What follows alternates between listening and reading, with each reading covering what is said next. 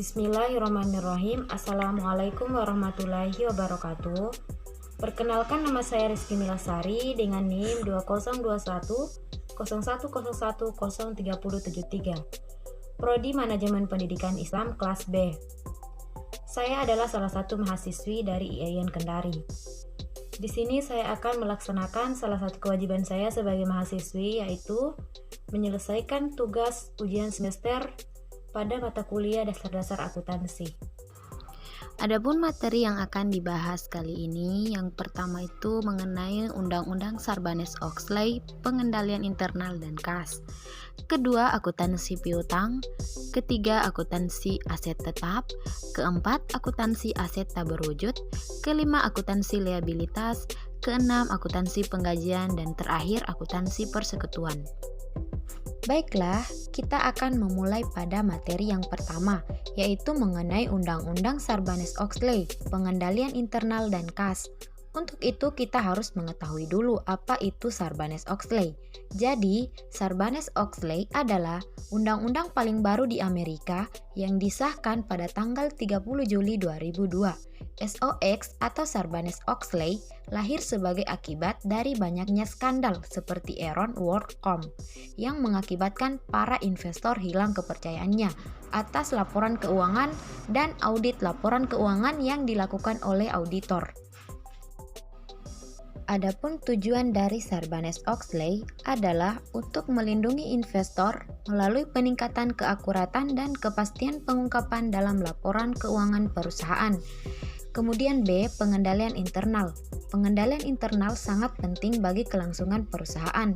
Tanpa pengendalian internal yang baik, bisa menyebabkan perusahaan tidak memperoleh laba yang baik dalam perusahaan. Kemudian, tujuan sistem pengendalian internal. Yang pertama, menjaga kekayaan organisasi. Kedua, mengecek ketelitian dan keandalan data akuntansi. Ketiga, mendorong efisiensi usaha. Dan keempat, mendorong dipatuhinya kebijakan manajemen. Adapun unsur-unsur sistem pengendalian internal, yang pertama, fungsi penyimpanan kas terpisah dari fungsi akuntansi. Kedua, transaksi penerimaan dan pengeluaran kas tidak boleh dilaksanakan oleh bagian kas sejak awal sampai akhir tanpa adanya campur tangan dari fungsi yang lain. Ketiga, pengeluaran kas harus mendapat otorisasi dari pejabat. Terakhir, pencatatan dalam jurnal pengeluaran kas. Kemudian bagian C, pengendalian internal terhadap kas. Pengendalian internal kas merupakan salah satu cara untuk menjaga agar dana kas perusahaan tidak diselewengkan. Meskipun penyelewengan itu tidak dapat mungkin dihilangkan, tetapi dengan pengendalian internal kas, penyelewengan ini dapat dihindari. Adapun pengertian penerimaan dan pengeluaran kas. Penerimaan kas merupakan kas yang diterima perusahaan, baik yang berupa uang tunai maupun surat-surat berharga yang mempunyai sifat dapat segera digunakan. Sedangkan pengeluaran kas adalah sesuatu atau sejumlah uang yang digunakan atau dikeluarkan untuk membiayai berbagai macam transaksi perusahaan dalam kegiatan operasional. Kemudian, sistem pengendalian internal penerimaan dan pengeluaran kas. Pengendalian internal dan penerimaan kas. Yang pertama, semua penerima kas harus dicatat. Kedua, hendaknya semua penerima kas pada hari itu juga harus di-store. Ketiga, adanya pemisahan fungsi antara petugas yang menangani penerima kas. Kemudian, pengendalian internal untuk pengeluaran kas. Yang pertama, semua pengeluaran kas harus dilakukan dengan menggunakan kas. Kedua, cek harus ditandatangani minimal 2 orang pejabat. Ketiga, cek yang batal digunakan atau salah tulis harus diarsir dengan rapi. Kemudian yang terakhir, hendaknya diberikan cap lunas untuk bukti dan cek yang sudah dikeluarkan. Adapun dana kas dan keperluan khusus terbagi atas 3 bagian.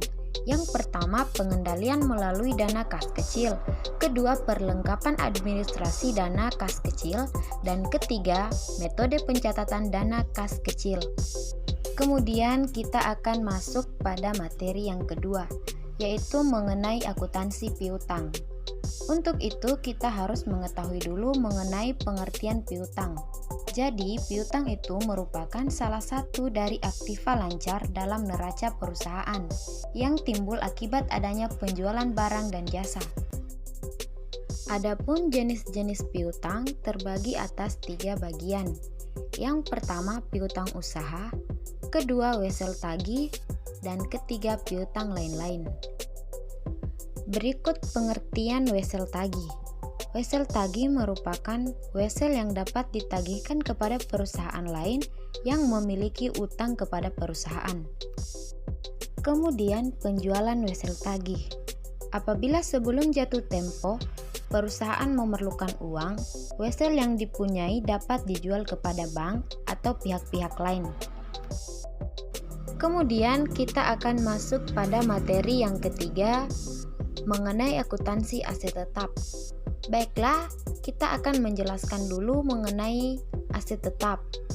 Jadi, aset tetap adalah aset berwujud yang digunakan dalam operasi perusahaan dan tidak dimaksudkan untuk dijual dalam rangka kegiatan normal perusahaan. Adapun klarifikasi aset tetap terbagi atas 4. Yang pertama tanah, kedua perbaikan tanah, ketiga gedung, dan keempat peralatan. Kemudian bagian D, pengeluaran modal dan pendapatan. Yang pertama, pengeluaran modal merupakan pengeluaran untuk memperoleh suatu manfaat lebih dari satu periode akuntansi dan akan dicatat dalam rekening aset. Kedua, pengeluaran pendapatan merupakan pengeluaran untuk memperoleh suatu manfaat yang hanya dirasakan dalam periode akuntansi dan dicatat di rekening biaya. Kemudian kita akan lanjut pada materi yang keempat, yaitu akuntansi tak berwujud. Jadi, aset tak berwujud adalah hak istimewa dan keuntungan komparatif yang timbul dari pemilikan suatu aset yang berumur panjang, yang tidak memiliki wujud fisik tertentu. Adapun karakteristik aset tak berwujud, yang pertama, kurang memiliki eksistensi fisik, kedua, bukan merupakan instrumen keuangan, dan terakhir, bersifat jangka panjang dan menjadi subjek amortisasi.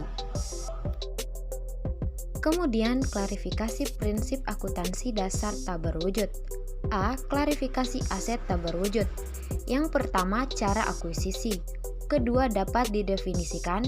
Ketiga, dapat dipertukarkan. Keempat, periode manfaat yang diharapkan. Lalu bagian B, prinsip akuntansi dasar untuk aset tak berwujud. Yang pertama, pada akuisisi menerapkan prinsip biaya. Kedua, selama periode penggunaan menerapkan prinsip penandingnya. Kemudian yang ketiga, pada disposisi menerapkan prinsip pendapatan. Berikut jenis dari aset tak berwujud. Yang pertama, aset tak berwujud yang berhubungan dengan pemasaran. Kedua, yang berhubungan dengan pelanggan. Ketiga, yang berhubungan dengan seni. Keempat, yang berhubungan dengan kontrak. Kelima, yang berhubungan dengan teknologi. Kemudian yang keenam, goodwill. Kemudian kita akan masuk pada materi yang kelima, yaitu akuntansi liabilitas. Untuk itu kita harus mengetahui dulu apa itu liabilitas. Jadi liabilitas adalah suatu kewajiban yang dimiliki seseorang atau perusahaan yang harus dibayar berdasarkan periode tertentu, biasanya didasarkan atas nilai uang. Berikut karakteristik liabilitas. Yang pertama, seluruh jenis pinjaman. Kedua, suatu peristiwa transaksi. Dan ketiga, tanggung jawab. Adapun jenis-jenis liabilitas terbagi atas 2. Yang pertama, jangka pendek. Kedua, jangka panjang. Berikut rasio keuangan. Yang pertama, rasio kas. Kedua, rasio lancar. Dan terakhir, rasio cepat. Kelima, menganalisis liabilitas usaha. Yang pertama, melalui rasio utang atas aset yang dimiliki. Kedua, menggunakan rasio utang dengan akuitas. Kemudian kita akan lanjut pada materi yang keenam, yaitu mengenai akuntansi penggajian. A. Pengertian dan tujuan sistem pengendalian inter. D. Hardanto mendefinisikan pengendalian inter diartikan dalam arti sempit. Pengendalian intern disamakan dengan internal check, yaitu prosedur mekanis untuk memeriksa ketelitian data-data administrasi, misalnya mencocokkan penjumlahan mendatar dan penjumlahan melurus. Berikut sistem akuntansi penggajian dan pengupahan. Sistem akuntansi penggajian dan pengupahan adalah suatu sistem prosedur dan catatan-catatan yang digunakan untuk menetapkan secara tepat dan teliti jumlah gaji dan upah yang harus diterima oleh karyawan. Kemudian bagian C, pencatatan akuntansi dalam sistem akuntansi penggajian. Yang pertama jurnal umum, kedua kartu harga pokok, ketiga kartu biaya, dan keempat kartu jam hadir. Kemudian kita akan lanjut pada materi yang terakhir, yaitu akuntansi persekutuan. Untuk itu kita harus mengetahui dulu apa itu akuntansi persekutuan. Jadi persekutuan itu adalah suatu penggabungan di antara dua orang atau lebih untuk memiliki bersama-sama dan menjalankan suatu perusahaan untuk mendapatkan keuntungan atau laba. Berikut karakteristik persekutuan.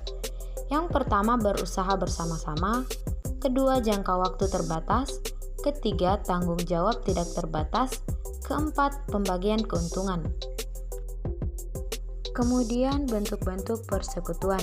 1. Persekutuan perdagangan, 2. Persekutuan jasa, 3. Persekutuan umum, 4.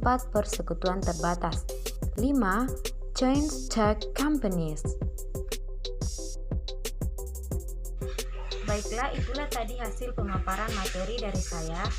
Lebih dan kurangnya mohon dimaafkan. Wabillahi taufiq wal hidayah. Wassalamualaikum warahmatullahi wabarakatuh.